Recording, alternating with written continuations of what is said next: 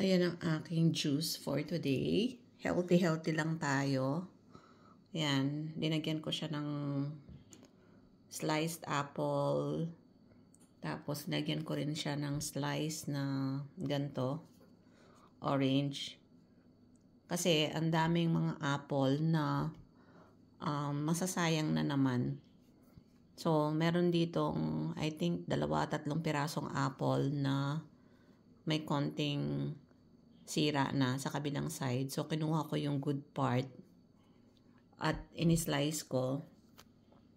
Ganun din yung mga pahinog na ng mga orange, no? Baka ma-overripe. So, sayang naman kung hindi natin magagamit. Naglagay din ako dyan ng orange, cut orange. Tapos ito, dinagyan ko rin yan ng tang, dalandan flavor para ma-enhance yung lasa niya. And, syempre, pinalamig natin. Sobrang sarap. Try nyo to. Sobrang sarap and I would say healthy at hindi pa nasayang yung mga ibang prutas natin. So, very timely ngayong summer.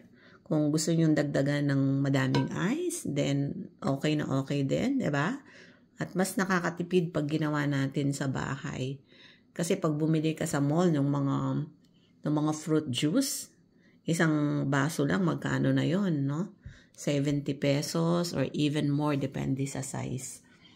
So, I just want to share with you ang aking tipid tip for today. Thank you everyone for tuning into Mommy V's Garden.